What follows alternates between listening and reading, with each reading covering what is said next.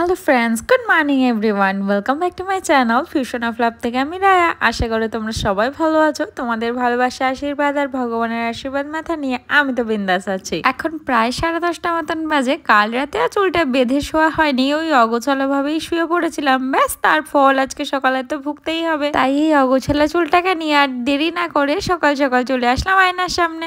এই আমাদের গোপলা সোনাকে মা রেডি করে দেখো বসিয়ে দিয়েছে। সকাল সকাল স্নান টান করানো ওর কমপ্লিট। আর সব থেকে বড় কথা জানো তো, ওর কানে তো কানের নেই, এই জন্য আমি ট্রেন থেকে কানের কিনে পড়েছি। এই 20 টাকার কানেরই আমার ভরসা। আমি আর এর থেকে বেশি দামি কানের পরতে চাই না, কারণ সোনার কানের পরলে সেটা কোথায় পড়ে থাকবে রাস্তায় আমি জানি না, সেজন্য পরি না। বাট এই কানের আমি আর পরে থাকতে পারছি না, যেহেতু ওর কানের নেই সেই জন্য ও আমাকে কানের পরতেও দেবে না। এটা আমি দেখেছি, ওর যতক্ষণ ওর কানের না থাকে ও আমাকে কানের পরতে দেয় না। তো আমি ওকে সোনার কানের বানিয়েও দেবো না, আর আমি নিজেও পরবো না, আমি তো পরবোই না। তো ওকে বানিয়ে দেওয়ার প্রশ্নও নেই। আর কালকে দেখো, এক হাতে নেল পেন্ট করাতে পেরেছি, আর এক হাতে এখনও করাতে পারিনি, কারণ নেল শেভ করতে করতেই সময় হয়ে গেছে, আর পেইন্ট করাবো কি। চলো কিচেনের দিকে যাওয়া যাক। সকাল প্রায় এখন অলমোস্ট 11:30 মতন বাজে, আর দেরি করা যাবে না, এবার রান্নাটা বসাই গিয়ে।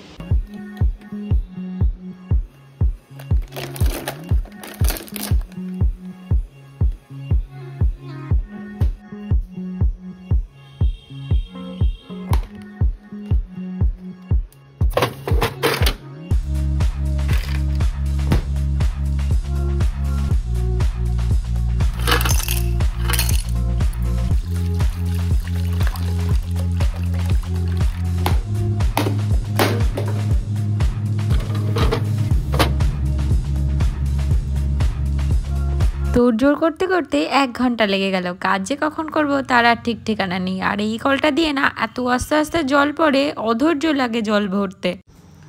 বটলটা ফিল করে রেখে দিই, তার কারণ কালকে তো আবার লাগবে। আর আমাদের বাড়িতে এই বটলগুলো যে কতগুলো জমেছে তার কোনো ঠিক ঠিকানা নেই। কারণ আমি এই যে রুটিদের বাড়ি যাওয়ার সময় একটা করে বটল কিনতেই হয়। আমার জল খাওয়াটা নেসেসারি, বাড়িতেও আমি এত জল খাই না, ওদের বাড়ি যাওয়ার সময় আমি যেই পরিমাণ জল খাই।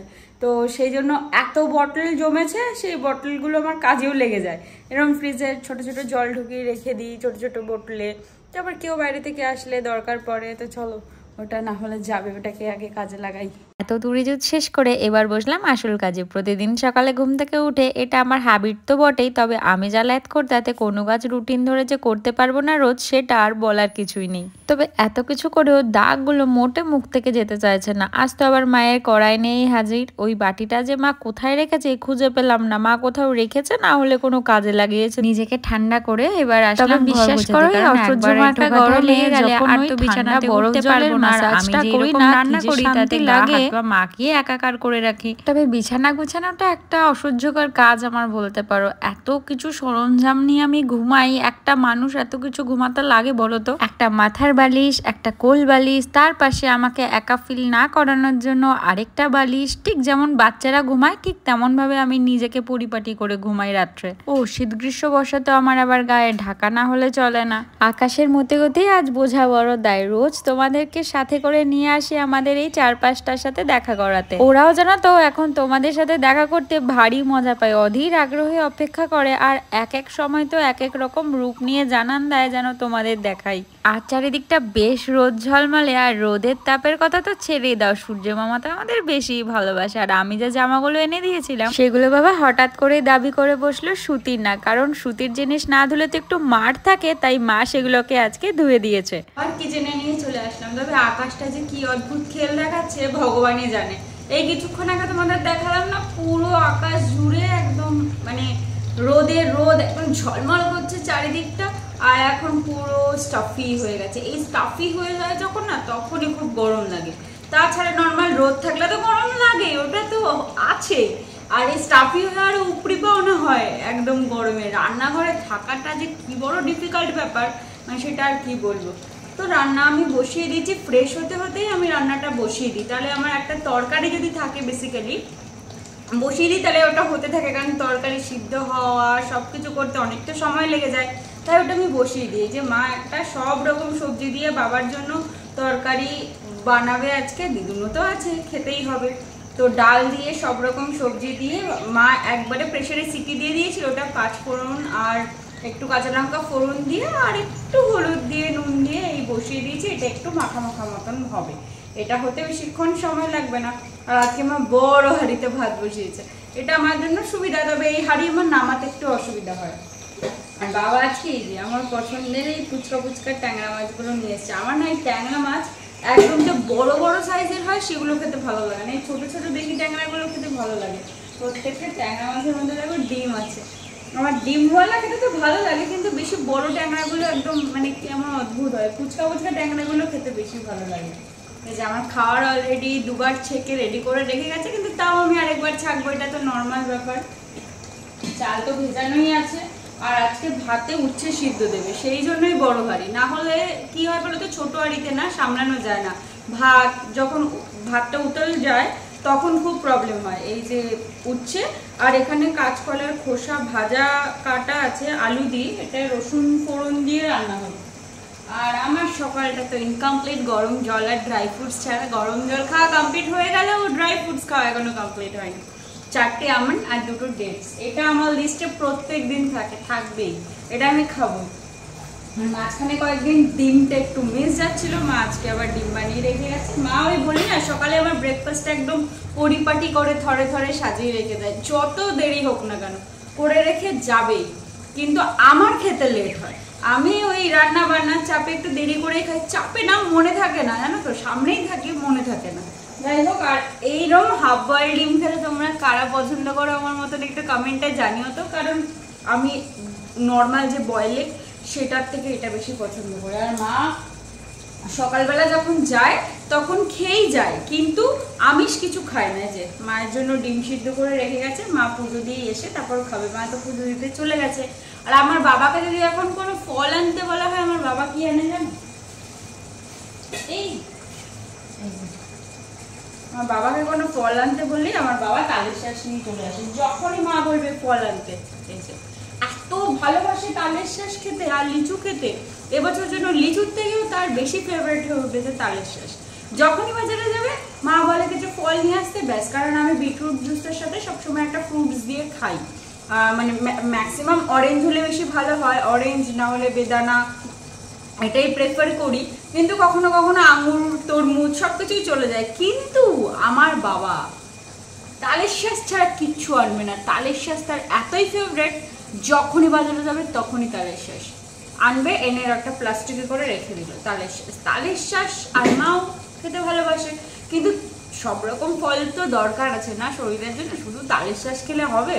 শুধু তালের শ্বাস খাবে? কালকে দুপুরবেলা তো জোর তোর লেগে গেল তালের শ্বাসের জন্য। বাজারে যাবে তালের শ্বাস, বাজারে যাবে তালের শ্বাস, ফল আনতে বলবো তালের শ্বাস, যখনই যাবে তালের শ্বাস, আর কিছু সে দেখতেও পায় না, আর কিছুই হয় না। তালের শ্বাস কাণ্ড হচ্ছে আমাদের বাড়িতে বেশ কয়েকদিন ধরে। আর রান্নাঘরে তালের শ্বাস, সব জায়গায় তালের শ্বাস, সব কিছুতে তালের শ্বাস আর তালের শ্বাস, ছড়াছড়ি তালের শ্বাসে।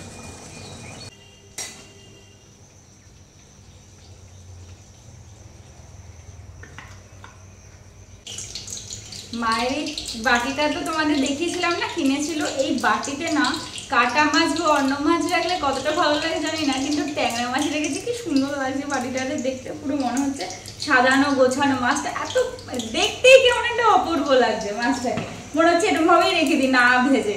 যদি এইভাবেই খাওয়া দিত তাহলে ভালো হতো, কিন্তু খেতে তো পারবো না, ভেজে তো খেতেই হবে।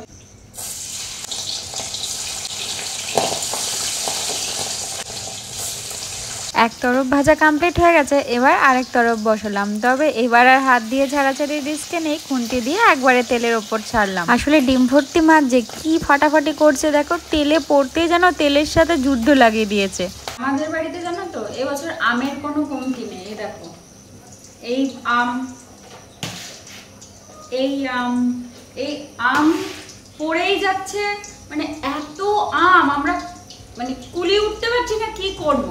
কাকাতে প্রথমে ভেবেছিল আম বিক্রি করে দেবে, এত আম কে খাবে, বাড়ির লোক সবাই এসে নিলেও শেষ হওয়ার মতন নয়, কিন্তু ঠিকঠাক দাম দিচ্ছে না। কারণ এবছর তো আমের ফলন অনেক বেশি, এমনি বাজারে কম দামে বিক্রি হচ্ছে, তো আমওয়ালারা যারা আম নিয়ে যাবে তারাই বা কেন বেশি দামে আম দেবে, কিনে নিয়ে যাবে, তাদেরও তো লাভ রাখার ব্যাপার আছে। বলছে এত আমাদের প্রায় 5-6টা গাছের আম ভর্তি, সেটা নাকি মাত্র 1100-1200 টাকায় নেবে। কাকা বলছে থাক, আমার আম পড়ে নষ্ট হোক, আশেপাশের লোক খাক, তাও আমি আম বিক্রি করবো না। আর আমার বাবা মার তো, আর এগুলো দেখো, এগুলো সকালবেলা টুকুস টাকুস করে হিমসাগর গাছ থেকে পড়ে, আর আমার বাবা আর মা গিয়ে গিয়ে নিয়ে আসে। ওদের মানে একটা নেশা হয়ে গেছে, সত্যি বলছি নেশা। সকালবেলা ঘুম থেকে উঠেই আগে আম গাছের তলায় যাবে, যাই হোক আগে আম গাছের তলায় যাবে, দৌড়াবে আগে আম গাছের তলায় যে আম পড়েছে কিনা। মানে আম কিন্তু এত খাওয়ার মতন লোকও নেই, কিন্তু যাবে আম গাছের তলায়, যে আম পড়বে ওটা টুপুস করে তুলে নিয়ে ঘরে আসবে, ওটার একটা আলাদা মজা আছে সত্যি। মানে ছোটবেলার মজাটা একরকম হয়, বড়বেলার মজাটা আরেক রকম হয়। আর এরা তো এইভাবেই সেই পুরোনো দিনে এইভাবে করে করেই মানুষ, তো সেই জিনিসটা কি করে ভুলে যায় বলো। তাই আম যেভাবেই পড়ুক না কেন, আমার মা আর বাবা এসেই দৌড়াবে, মায়ের ঠাকুর পুজো দিয়ে আসবে, আগে আম গাছের তলায় যাবে একবার দেখতে আম পড়েছে কিনা। এটা ওদের ডিউটি হয়ে দাঁড়িয়েছে। মানে এই গরমের সিজনে যতদিন আমাদের বাড়ি আম থাকবে ততদিন এটা ওটার ডিউটি। মাঠের আম গাছে কিন্তু যায় না, কারণ ওটা পেরিয়ে অনেক দূর যেতে হয়। এইটা তো কাছাকাছি, একদম উল্টো দিকে যাবে। যে আসছে, শঙ্খ কুয়ানো হয়ে গেছে, পুজো দেওয়া কমপ্লিট, এবার নিচে আসবে, এসেই আগে আম গাছের গোড়ায় দৌড়াবে, তারপরে বাকি সব কিছু। তোমাদের সাথে গল্প করতে করতে মাও পুজো দিয়ে চলে এসেছে, আর আমার মাছ ভাজাও কমপ্লিট হয়ে গেছে। এবার কড়াইতে ফোড়ন দেওয়ার পালা। এবার তো ফোড়ন দেওয়ার পালা। সাদা তেল গরম হতেই কড়াইতে কালো জিরে আর কাঁচা লঙ্কা ফোড়ন পড়লো, আর ফোড়ন একটু ভাজা ভাজা হয়ে গন্ধ ছাড়তেই ফোড়নে পড়লো মশলা। আজ টমেটো, কাঁচা লঙ্কা, সাদা সর্ষে, কয়েকটা গোলমরিচ, ধনে গুঁড়ো, জিরের গুঁড়ো, নুন দিয়ে পেস্টটা বানিয়ে নিয়েছিলাম আগে থেকে। তবে গোলমরিচের তো আর একটা আলাদা ছানছানে ঝাঁঝ হয়, তাই লঙ্কাটা একটু বুঝে শুনিয়ে দিয়েছি, নাহলে লঙ্কা আর গোলমরিচ মিলেমিশে আর কেউ খেতে পারবে না। কিচেনে তো কোনো না কোনো এক্সপেরিমেন্ট চলবে, এটা তো নর্মাল ব্যাপার। আর মাছ ভাজার যে তেলটা ছিল সেটা তো অনেকটা পরিমাণে, সেটা আমি আগে থেকে একটুখানি তুলে রেখেছি। ব্যাস মাছ ঝুলে দিয়ে দিয়েছে। মা এসে 1 সেকেন্ডও দেরি না করে মায়ের কাজকর্ম করতে শুরু করে দিয়েছে। এদিকে ভাতও বসে গেছে, শুধু গোলমরিচ ছড়িয়ে নামানোর সময় নামিয়ে নিলেই হবে। আজ বসেছি সমস্ত কাজ সেরে একটু হেয়ার প্যাক লাগাতে মাথায়। আসলে আমি এমন একটা পাবলিক, যতক্ষণ না কোনো জিনিস পুরোপুরি ধ্বংসলীলায় না পৌঁছাবে সেটা নিয়ে আমার চিন্তা করার মতন সময়ই নেই। আসলে আমি অল্প কোনো কিছু নষ্ট হলে সেটা রিপেয়ার করার চেষ্টাও করি না। এটা শুধু আমার চুল বলে না, নিজের লাইফের ক্ষেত্রেও সেম ব্যাপারই চলে। তারপর যখন ধ্বংসস্তূপের দোরগোড়ায় এসে পৌঁছায়, ব্যাস শুরু হয় আমার বাহাদুরি, কান্নাকাটি, হাহাকার। এমনই একটা ঘটনার সাক্ষী তোমরাও দেখা থেকে কেনই বা বাদ যাও বলো তো। মা তো সবসময় সুযোগের অপেক্ষায় থাকে, জানে তো যে আমি কোনো কথা কর্ণপাতি করবো না আগে থাকতে, শেষে তো মায়ের কাছেই দৌড়াতে হবে। ব্যাস তখন দিন রাত 24 ঘন্টা উঠতে বসতে মা আর ছেড়ে দেবেই বা কেন। এখন তোমরা আমার একটু ছোটখাটো পালোয়ানের নমুনাও পাবো। আসলে আমরা এই ড্রামের জলই খাই, আর সেটা শেষ হয়ে গেছে। আজ না লাগালে জল খাওয়াও যাবে না। আগে বাবা মা দুজনে মিলে ড্রামটা সেট করতো, তবে এখন ব্যথার জন্য আমি বারণ করি। আসলে আমাদের না অ্যাকোয়াগার্ড লাগানোর কথা ছিল, সমস্ত কিছু ঠিকঠাকও হয়ে গেছে। মেজমা ছোটমার ঘরে অলরেডি অ্যাকোয়াগার্ড লাগানো রয়েছে, কিন্তু আমাদের এখানে জলের যে আয়রন, তাতে অ্যাকোয়াগার্ড খুব বেশি দিন লাস্টিং করে না। তা ওরা আবার সেই ড্রামের জলেই ফিরে এসেছে। আমরাই বা কেন বাবু বেকার পয়সা নষ্ট করবো। মোটামুটি রান্নাঘরের কাজ কমপ্লিট, এখন অলমোস্ট বাজে 1:30, আর বাকি একটা যা পদ আছে সেটা বললো মাই করে নেবে, ওই ভাজাভুজির পদ আছে। আর আমি মাথায় কি মেখেছি সেটা তো তোমরা বুঝতেই পেরেছো, হয়তো একটু একটু আন্দাজ করতে পারছো, কিন্তু আমি যতক্ষণ না বেনিফিট পাচ্ছি ততক্ষণ তোমাদের কাউকে আমি বলবো না ইউজ করতে। আমি আগে বেনিফিটটা নিয়ে নিই, আগে দেখি যে এটা কতটা এফেক্টিভ, তারপরেই তোমাদের জন্য সাজেস্ট করব। তবে আমার চুলটা এত রাফ হয়ে গেছে, এত পরিমাণ চুল উঠছে, আর ট্রিটমেন্ট না করে পারলাম না। আর হোম রেমেডি একটু দেরিতে কাজ করা শুরু করে, কিন্তু আমার মনে হয় হোম রেমেডির থেকে বেস্ট কিছু হয় না। আমি ওই পার্লার ট্রিটমেন্টটা একটু কমই নিই, তো হোম রেমেডি, মার তেল, হাতে বানানো, সেগুলোই ইউজ করতে পছন্দ করি।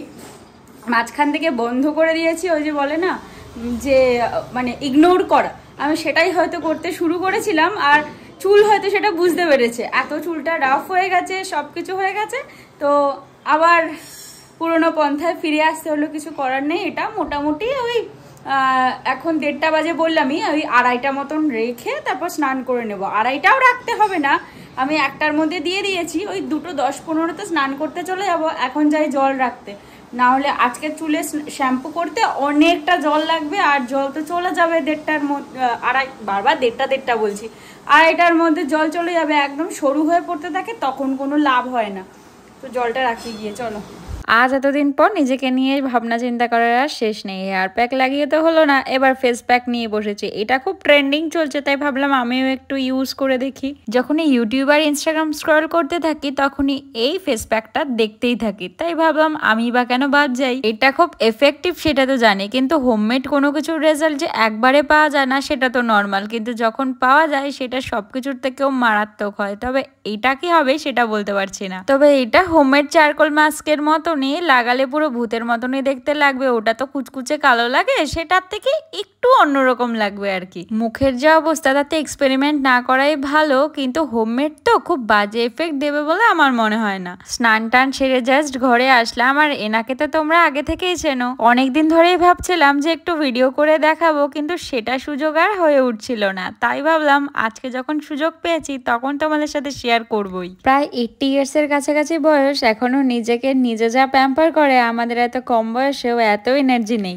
নিজেকে ভালো রাখার জন্য নিজের মনকে বোঝাতে হবে, এটাই সব থেকে বড় ব্যাপার। কোনো বয়স লাগে না নিজেকে ভালো রাখার জন্য, শুধু মনের অদম্য ইচ্ছা থাকতে হবে, ব্যাস, তাহলেই এনাফ। স্নান করার ইচ্ছা হচ্ছে, খাওয়া দাওয়া কমপ্লিট করলো, এবার চলে আসলো। কালকে রাত্রেবেলায় তুই কোথায় ছিলিস? কালকে রাত্রেবেলা কোথায় ছিলিস? হ্যাঁ, কোথায় ছিলিস?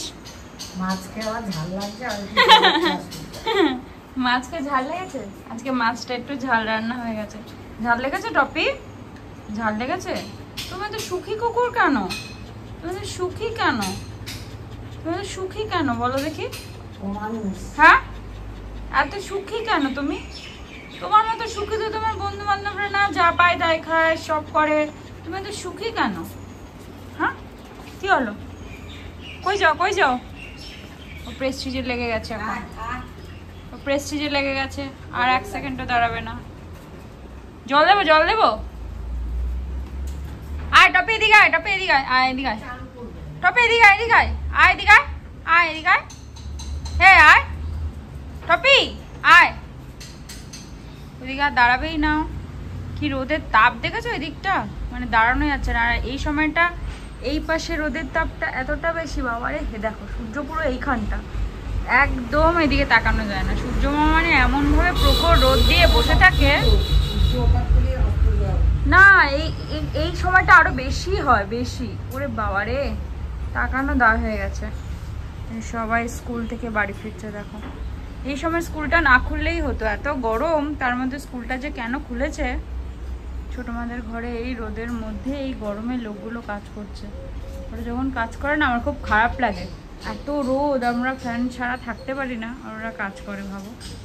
দেখো সব একটা একটা করে স্কুল থেকে লোকজন যাচ্ছে এই সময়টা, ছুটির সময়। এই সময়টা ঠিক ওদেরকে দেখলে না নিজের কথা মনে পড়ে। ঠিক স্কুল থেকে এই সময় বাড়ি ফিরতাম, মানে বন্ধু বান্ধব নিয়ে। আমার 11-12 তো আমার কাছেই ছিল, একদম সাইকেল নিয়ে আসতাম। আমার খুব ছোটোবেলার থেকে ইচ্ছা ছিল সাইকেল নিয়ে স্কুলে যাওয়ার, কিন্তু আমার স্কুলটা মানে ক্লাস 10 অবধি এতটাই দূরে, সেখানে আমার একদম পসিবল ছিল না। তো আমার সবসময় আমার ওই প্রাইভেট কার, না হলে প্রাইভেট কার ইন সেন্স স্কুলে যে নিয়ে যাওয়ার কারগুলো, পুল কারগুলো, নাহলে স্কুল বাস, এইসব। ক্লাস 5 থেকে ভর্তি হয়েছি আমি, মানে 4 অবধি, 1 to 4 একটা ক্লাসে পড়েছি। মানে 1 to 4 নয়, প্রিপারেটরি, লোয়ার নার্সারি, আপার নার্সারি, তারপর 4 অবধি একটা ক্লাসে পড়লাম, 5 to 10 একটা ক্লাসে পড়লাম, সরি একটা স্কুলে। তো যে স্কুলে পড়তাম সেই স্কুলে আমাকে বাড়ির থেকে অনেকটাই দূরে, সেখানে আমাকে পুলকারে যেতে হতো। 1 বছর বাসে গেছি, কিন্তু সেই নবারুণ সংঘ আমাদের এখানে যেটা আর কি, বা কাকার দোকানের অত দূর যেতে হতো। তারপরে মা দিয়ে আসতো, বৃষ্টির সময় প্রবলেম হতো, তাই জন্য বাবা বলছে না, বাড়ির সামনে থেকেই নিয়ে যাবে, সেরকম পুলকার ঠিক করে দিয়েছে। দেখো বাইরে কথা বলছে, একটুখানি ঘেমে জল, 1 সেকেন্ড দাঁড়ানো যাবে না। আমি আর বসতে চাই না, আমার খুব গরম লাগবে। এই না তোমাদের সাথে বাইরে কথা বলছিলাম, আর এই দেখো হঠাৎ করে আকাশটা আবার মুড সুইং করা শুরু করেছে। ওরা যে নিজেদেরকে কখন কি রূপে সাজায় সেটা বোঝে আমাদের কম্য নয়। আমরা নিজেদেরকে নিজেরা বুঝে উঠতে পারি না, আর ওদেরকে কি বুঝবো। সে যাই হোক, তবে আজকে এখান থেকে ব্লগটা শেষ করছি। কালকে আবার একটা নতুন ব্লগে তোমাদের সাথে দেখা হবে। ততক্ষণ তোমরা ভালো থেকো, সুস্থ থেকো, সাবধানে থেকো। আর পুরো ভিডিওটা ভালো লাগলে একটা লাইক করে দিও, কমেন্ট করে জানিও কেমন লাগলো, আর সাবস্ক্রাইব করে সাপোর্ট করে পাশে থাকার কথা তো তোমাদেরকে বলার দরকার নেই। তবে আজকের মতন আসি, বাই বাই।